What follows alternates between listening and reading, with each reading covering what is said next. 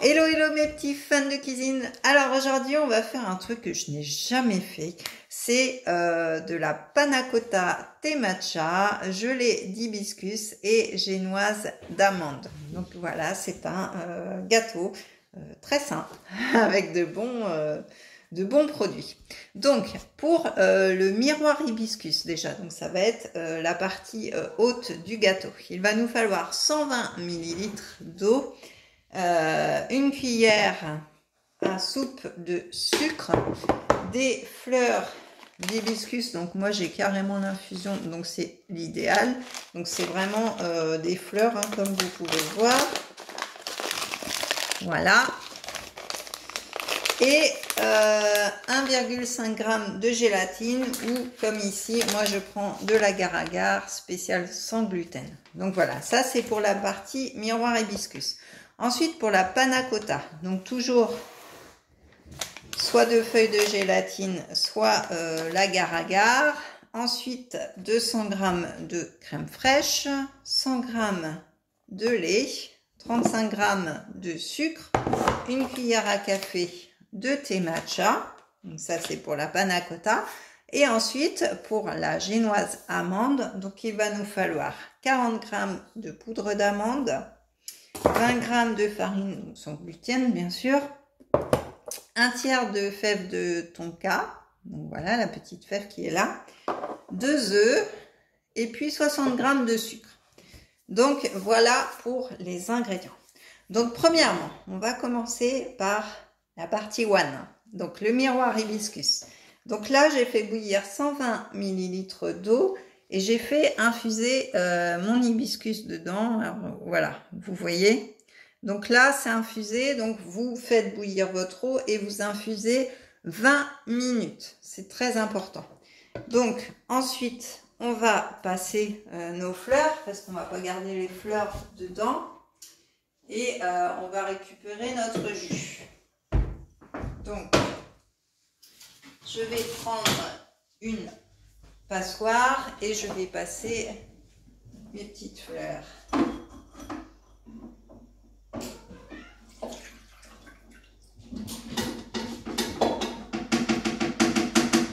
Voilà.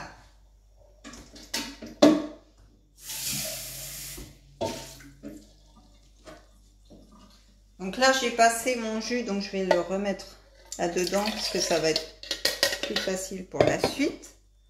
Voilà.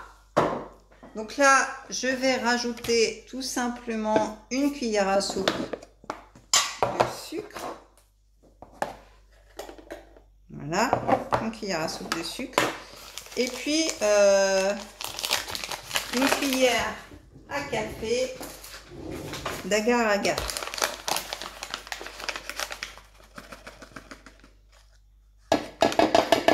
Voilà. Donc là, on va mélanger au fouet.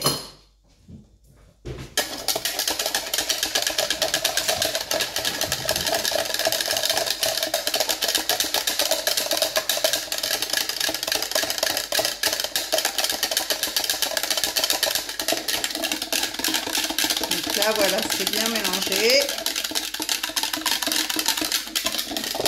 Hop. Donc, voilà pour la partie miroir.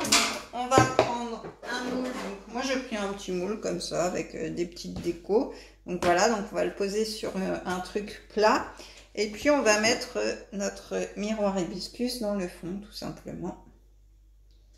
Hop, pour qu'il prenne au congélateur. Donc ça, vous l'aurez compris, ça va être la partie haute du gâteau.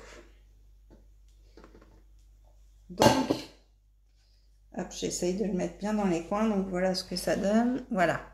Donc ça, on le met au congélateur.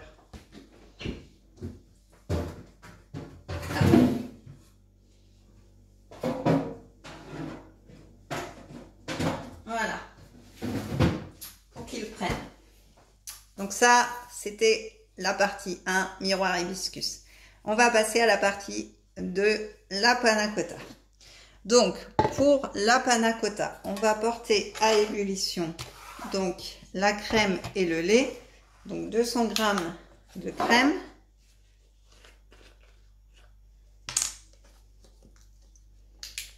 Hop.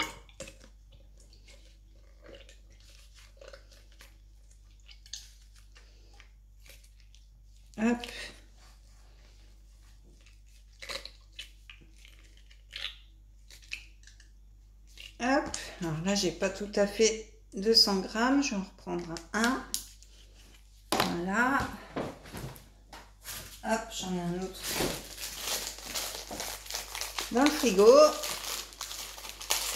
Donc 200 grammes, normalement, c'est une brique entière, mais la mienne était entamée, donc c'est pour ça. Donc, hop. Alors, ne t'éteins pas toi, ce serait bien. Voilà, donc 200 grammes. Voilà, là, on a nos 200 grammes. Donc, de crème et 100 grammes de lait. On remet à 0. Et 100 grammes de lait.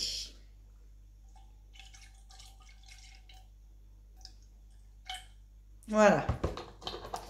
Donc là, on va porter ça à ébullition. Donc c'est parti.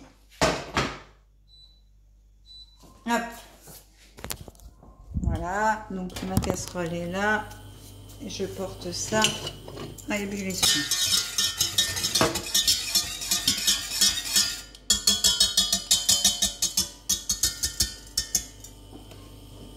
Voilà.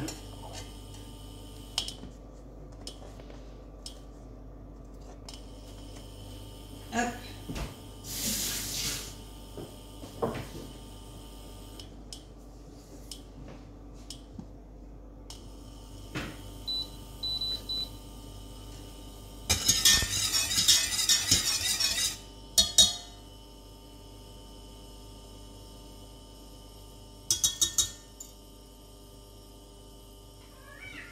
Voilà, donc on attend un petit peu que ça arrive à ébullition. Voilà, là ça commence. Ça commence, ça commence.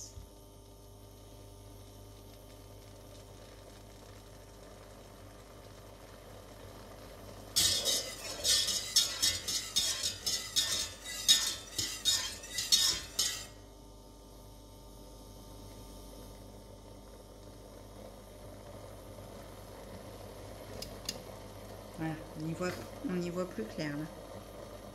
Donc là, ça y est, ça arrive à ébullition, donc on l'enlève du feu. Voilà, on revient ici. On n'a plus besoin du feu. Donc, on va ajouter le sucre. Alors, le sucre pour la panna cotta, on a dit qu'il fallait 35 grammes de sucre. Donc, hop.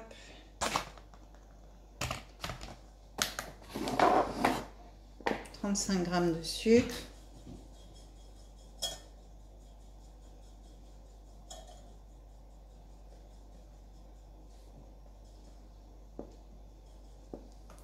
Voilà.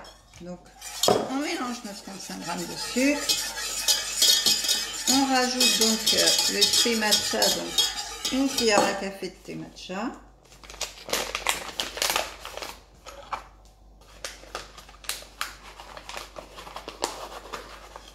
Donc le thé matcha, hein, c'est de la poudre verte comme ça. Donc une cuillère à café de thé matcha. Hop.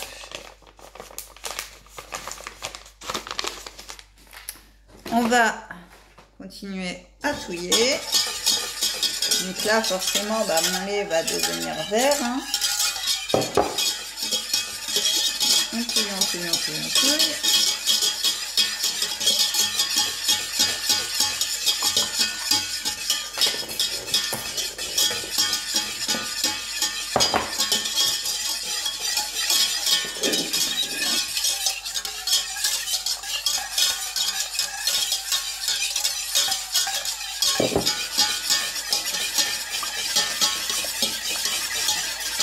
Voilà, on touille bien parce que il faut que ça fasse des petits coins. Et puis on va rajouter notre agar-agar. Donc là, je vais rajouter une cuillère à café. Voilà. Pour que ça prenne bien.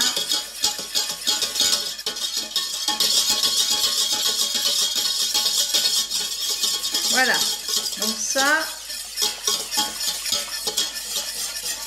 c'est pour notre panna cotta. On va la laisser un petit peu refroidir, donc on va la mettre de côté pour l'instant et on la mettra après sur notre hibiscus. Donc ça, on la laisse de côté, c'est la panna cotta.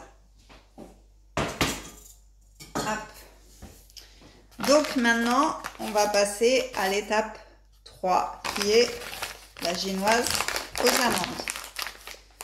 Hop. Donc, pour la génoise, déjà, on va préchauffer notre four à 200 degrés. Donc, c'est parti à 200 degrés. Tac. Voilà. On va mélanger, donc, dans notre robot batteur, 40 g de poudre d'amande.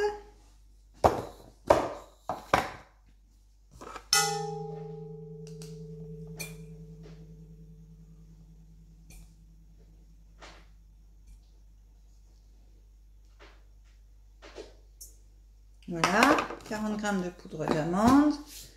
On va rajouter donc la farine, donc les 20 g de farine.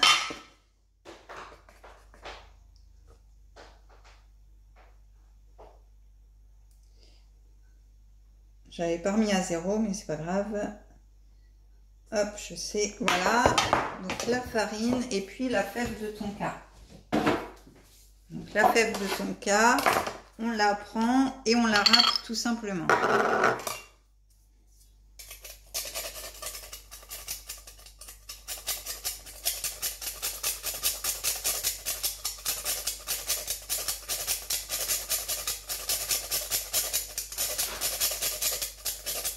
Voilà, donc la fève de tonka, c'est pas la peine de mettre toute la fève parce que c'est fort en goût et donc du coup, il n'y a pas besoin d'en mettre beaucoup.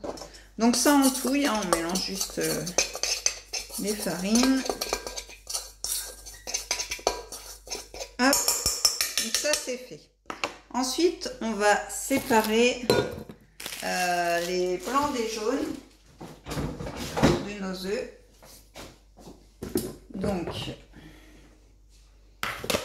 hop, donc les jaunes, on va les rajouter avec notre farine. Donc il faut 2 œufs. Hein. Donc on sépare les blancs des jaunes.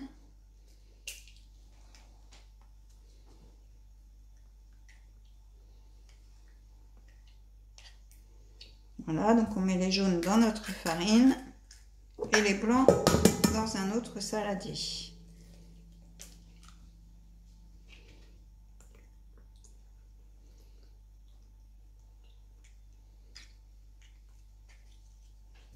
Voilà.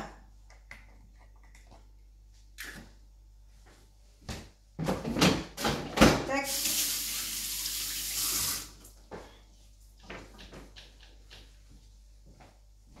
Et voilà. Donc, on va monter nos blancs en neige. Donc, le principe des blancs en neige, vous connaissez. Donc, je vais faire une petite pause, le temps de les monter. Sinon, la vidéo va durer 3 minutes de plus. À tout de suite. Alors, donc mes blancs sont montés en neige, donc j'ai rajouté dans mes blancs en les montant les 60 g de sucre. Hein. Donc n'oubliez pas de les mettre dedans. Donc mes blancs sont bien montés, ils ne tombent pas. Donc je vais mélanger mes jaunes là à ma farine, hein, j'ai pas fait tout à l'heure. Donc je mélange. Et je vais incorporer mes blancs en neige.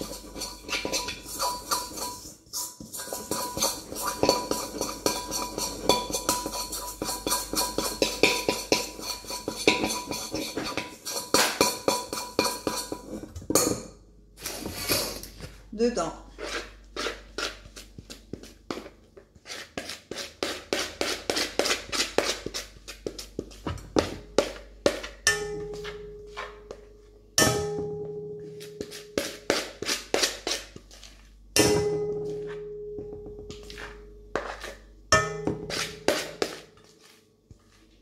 Voilà. Donc j'incorpore mes blancs.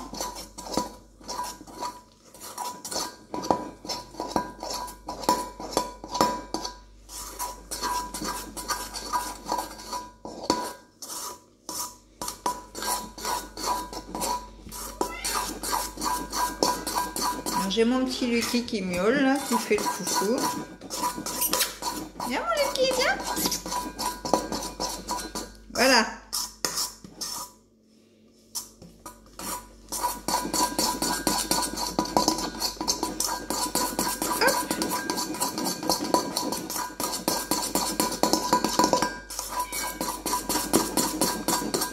Vous voyez, hein, ça commence à prendre forme. Voilà. Oui, mon bébé.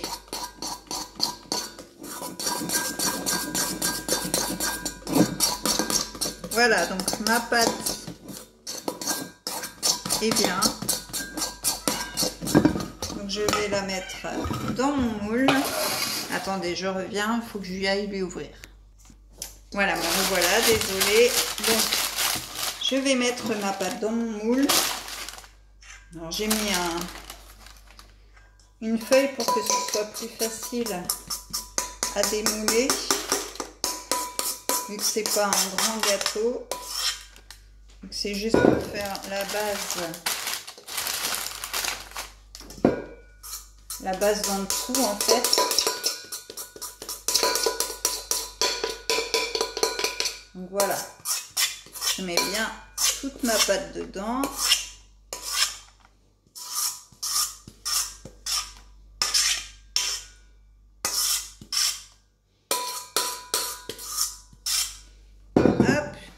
Et j'étale dans le fond pour que ça fasse en fait une petite couche en fait.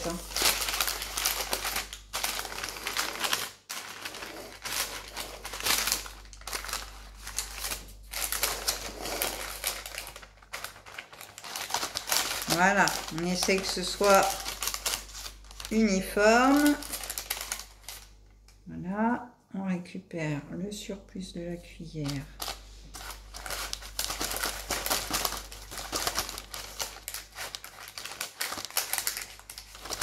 Hop,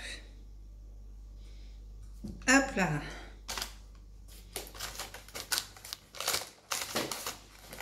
Et voilà. Hop. Voilà, je vais me relaver les mains.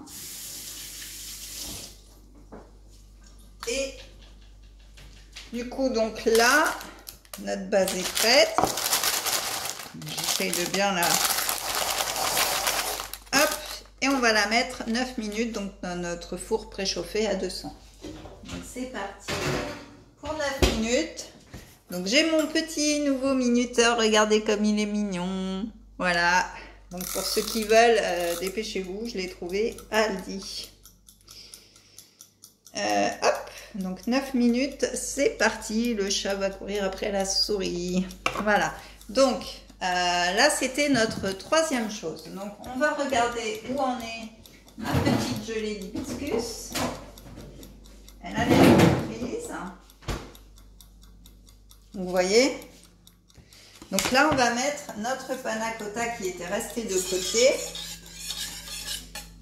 Hop, donc on la met par-dessus.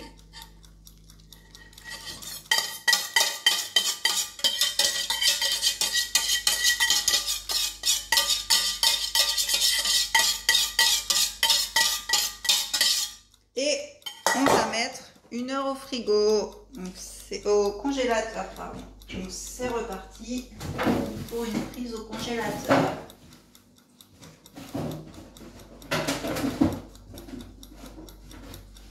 Hop. Voilà.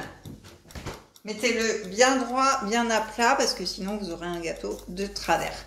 Donc voilà pour les 3 étapes. On se retrouve tout à l'heure pour le montage. À tout à l'heure.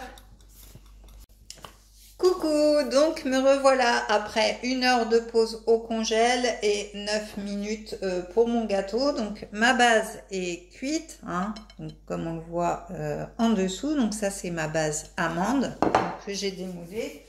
Et puis on va récupérer dans notre congélateur notre panna cotta avec notre gelée d'hibiscus. Donc on va démouler tout ceci doucement, hein.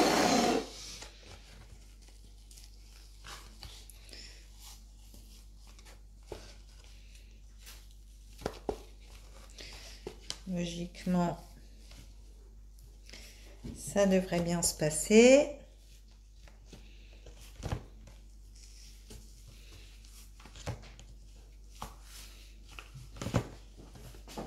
J'enlève bien les côtés avant pour pas tout casser.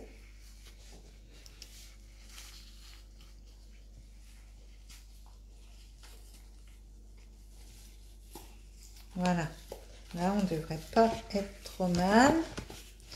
Donc on va retourner notre gâteau sur, hop, voilà, sur notre assiette. Et logiquement,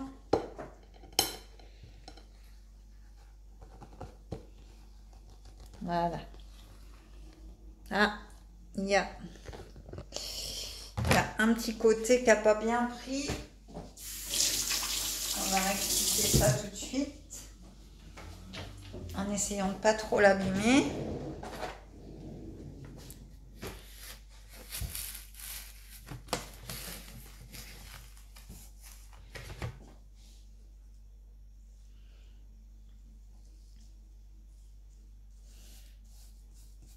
Hop.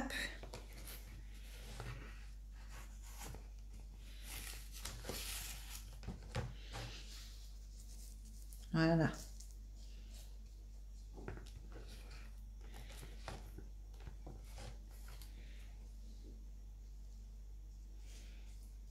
Et voilà, bon, on a récupéré un petit peu. C'est un peu dommage là. Mais bon, c'est des choses qui arrivent forcément en direct. Donc, je vais vous montrer ce que ça donne. Voilà mon gâteau. Voilà, donc là, bah, cette partie-là a bien travaillé. Donc voilà ce que ça donne en fait. Hein. Ça doit vous donner une couche rouge, blanc, enfin blanc-vert. Et puis le gâteau.